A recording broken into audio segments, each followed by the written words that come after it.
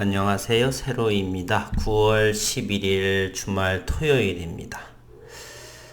주식을 하는 사람들은 생업을 하더라도 늘 전화기를 통해서 정치, 경제, 특히 정치 뉴스를 많이 보죠. 정치인의 한마디가 또는 대통령의 한마디가 그 나라의 경제와 모든 재반 상황들을 결정짓기 때문에 증시는 늘 정치와 무관할 수가 없어서 이렇게 항상 서치를 하는 상황인데요.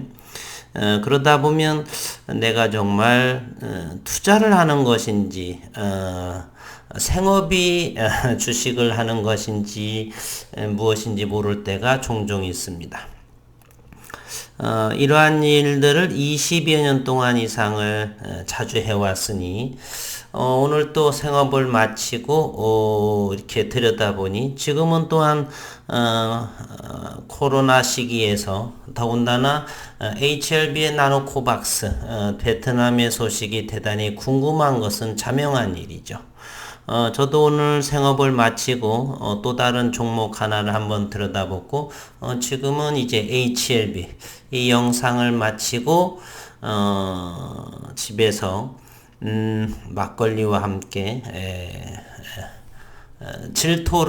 즐거운 주말을 보내고 새벽 일찍 또 일어나서 또 봉사하고 또 흰머리 소녀 부모님을 또 뵈러 가고 오늘 내일 주말 늘 일정들이 이렇게 빡빡합니다. 이 영상을 보시는 모든 분들도 빡빡하되 즐겁고 여유로운 시간으로 늘 보내시기를 바라면서 오늘은 HLB의 베트남의 소식을 한번 들여다보도록 하겠습니다. 한 번을 보게 되면 먼저 베트남 증권업계의 9월 나노젠의 코로나19 백신 나노코박스가 긴급 승인될 것이라는 전망. 근데 이 긴급 승인은 몇 개월 전부터 지속적으로 나오고 있고 나와야 나오는 건데 기대감만 잔뜩 부풀려져 있는 솔직한 마음입니다.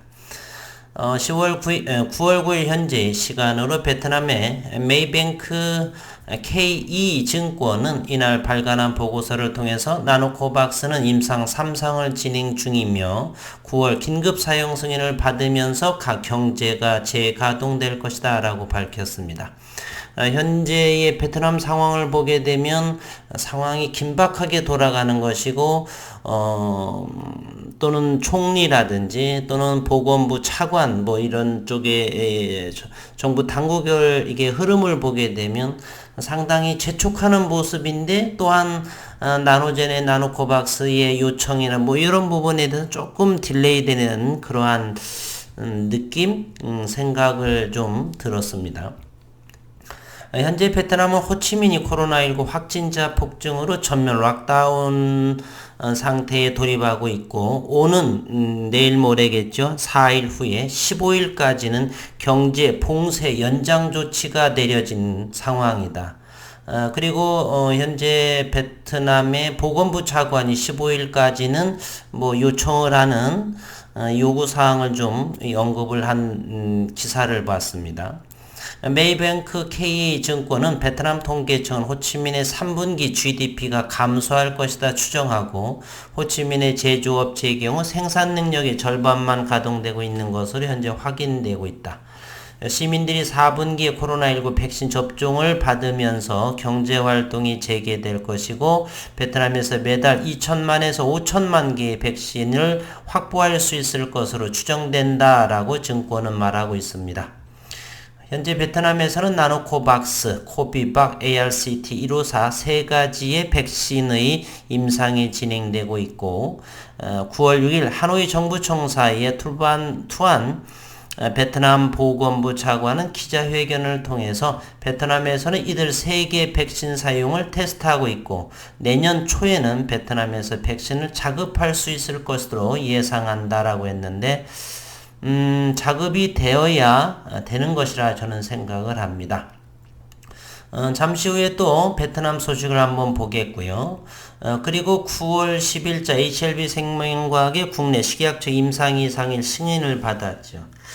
이 부분은 시간이 흐르면 저절로 이루어지는 우리는 제약바이오에서 1년, 2년의 기간을 단기 투자라고 이렇게 말하죠. 오죽하면 SK바이오팜이 미국 FDA 승인까지 되는데 25년이 걸렸겠습니까?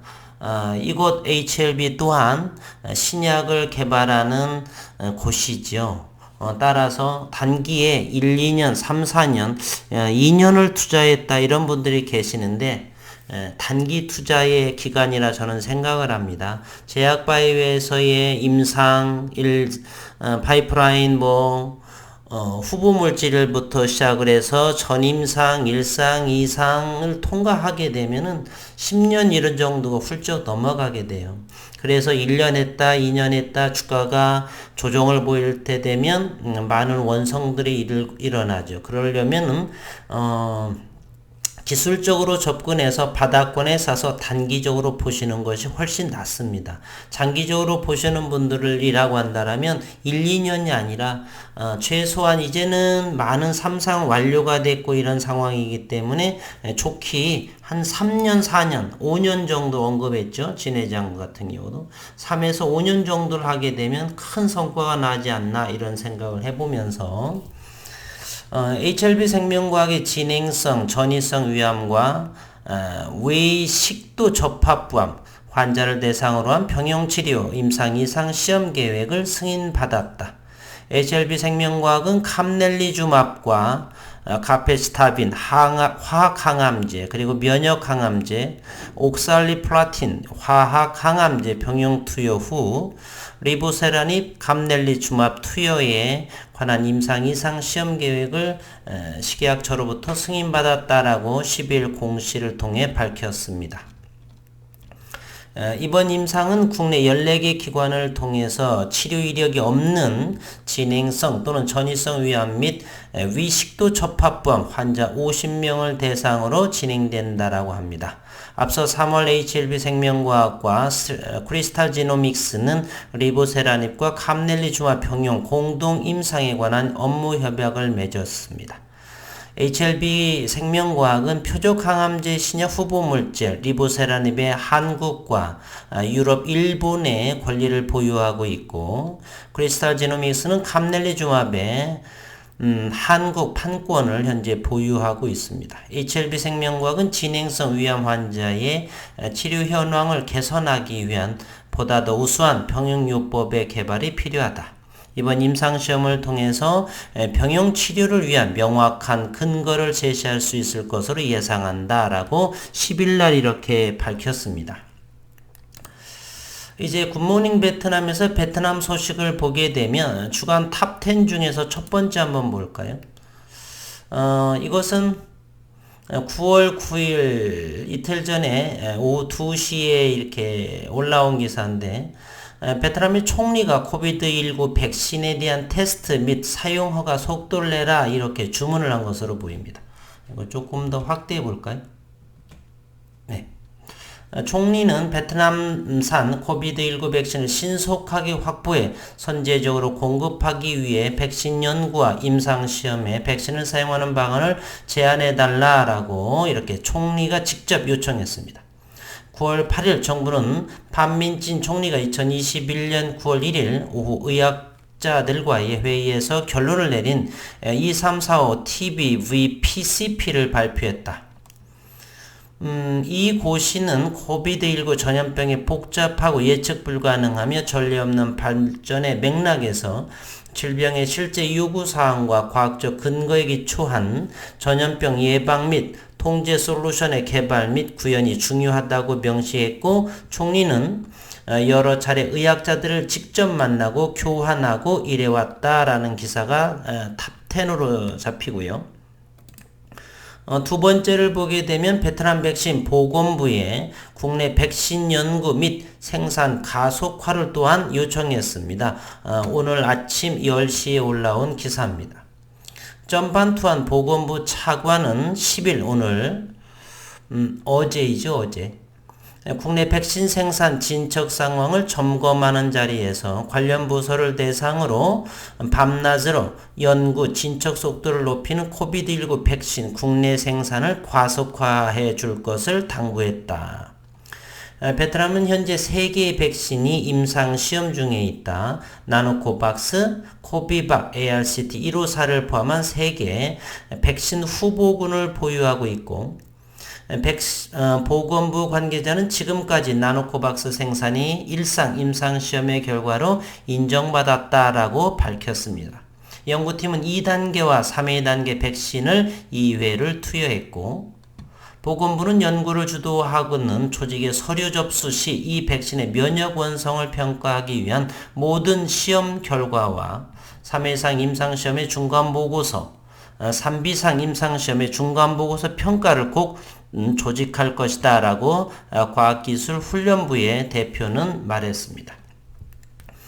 전반투한 보건부 차관은 연구팀과 제조업체가 서둘러 국가윤리위원회와 자문회에 의해 의약품 및 원자재 유통 등록증 발급을 위한 추가 서류를 제출하라라고 제안을 했고, 라이선스 위원회는 본 백신에 대한 긴급 라이선스의 실행 가능성을 평가하기 위해 결과를 제출한다.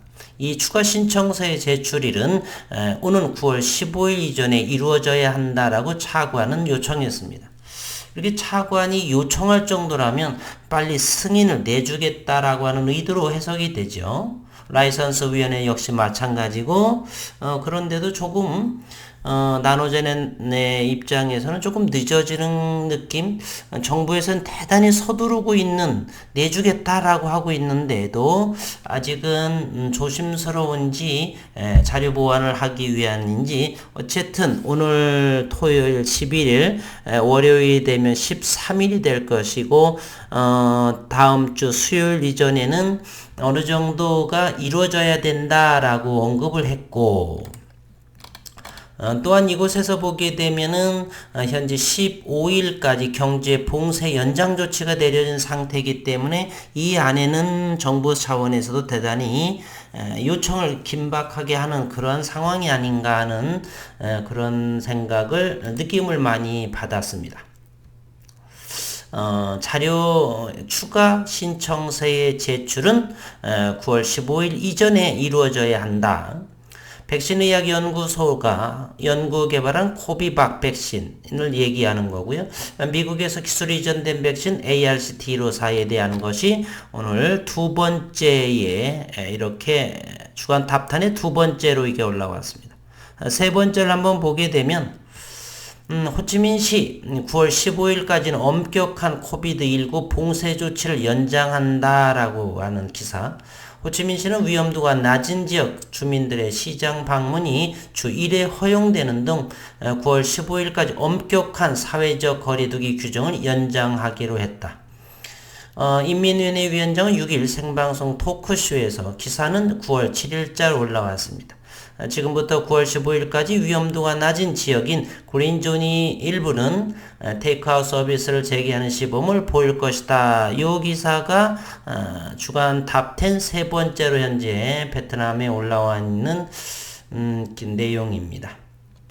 9월 15일 이후 상황이 호전이 되면 시는 안전한 지역에서 여러 활동을 벌일 예정이다.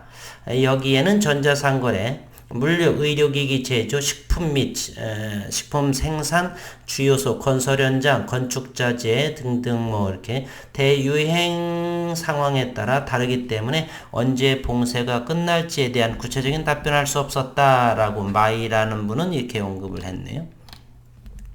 어쨌든 9월 15일 다음 주 수요일까지 추가 제출건이 잘 되는지를 우리는 지켜봐야 될 상황에 있습니다.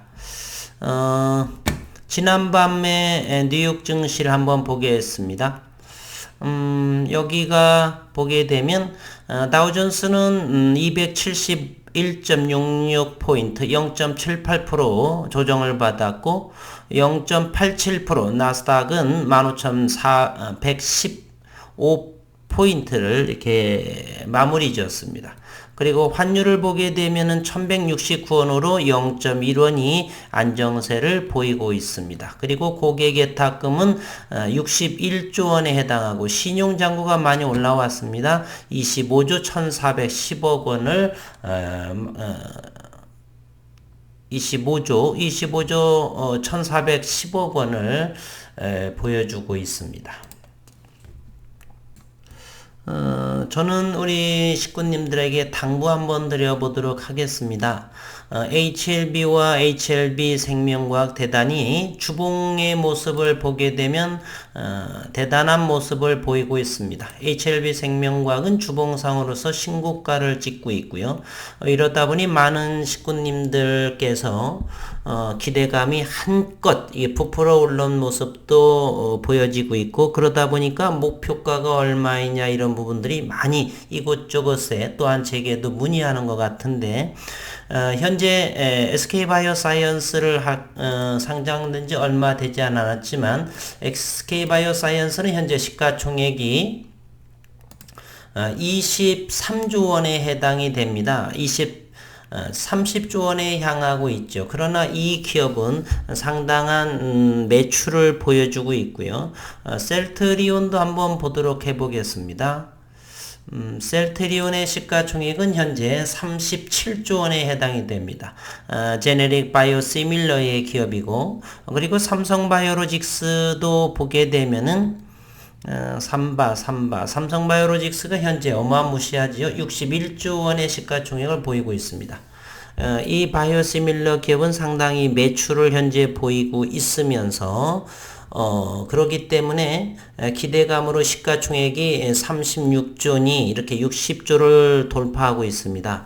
반면에 HLB는 신약 후보이죠. 신약. 그리고 이번에 위탁 생산을 하고 있는 나노코박스의 생산 제조를 글로벌의 시장을 담당하고 있는데 아직까지는 매출이 보여지고 있지 않습니다. 따라서 미리 지나치게 30조를 목표로 한다, 또는 100조, 50조 이렇게 오는하는 분들이 계시는데 먼 후일의 이야기입니다. 신약 부분에서는 제네릭과 물론 바이오시밀러가 좀 다르기 때문에 특허의 20여 년간을 지적재산으로 보호를 받게 되고, 서서히 이제 시간이 흐르면서 그러한 혜택을 누릴 것인데요. 그러나 미국 FDA 승인이라든지 신약의 승인은 아직은 사실은 유언하다 조금은 시간이 훨씬 더 걸려야 될 것이고요. 그리고 현재 나노코박스는 긴급 승인 상태에 있기 때문에 내년 초에 생산을 베트남 정부에서는 그렇게 보건복지부 차관이라든지 이렇게 언급을 하고 있어서 내년 정도부터는 또 목표가를 조절을 할 필요가 있지만, 지금으로서는 너무 지나치게 목표가를 설정하고 그것까지 뭐 한다라고 하는 것은 조금 자제를 하면서 조금 하고 싶은 말도 좀 줄이면서 그러한 HLB의 성장 가능성을 좀 더 현재로서는 파이프라인에 집중하고 임상에 귀 기울이고 이런 상황이면 좋지 않나 하는 말씀을 드립니다. 이렇게 승승장구하다가 가격 조정의 조정 기간에 오게 되면 실망, 그러면서 또 얼마 전에 우리가 이러한 상황에 10,000원에 있을 적에 또는 HLB가 32,000원 이렇게 바닥권 적에 있을 적에 많은 분들께서 탈출하고 원하고 싶다, 제발 다시는 한번 올려주기만 한다라면 다시 쳐다보지도 않을 종목이라고 하시는 분들이 왕왕 좀 일부가 있으셨고요. 이러다 보니까 상승할 때 조심하고 또 바닥일 적에 희망을 놓지 말고, 그러면서 장기적인 관점으로 해서 큰 시가총액 50조를 넘어서 100조를 넘는 그러한 상황에 먼 장기적인 그러한 관점으로 현 시장을 들여다봤으면 하는 바람, 같은 주주로서 전해봅니다. 주말 저녁 건강하고 행복한 시간 되시기를 바라겠습니다.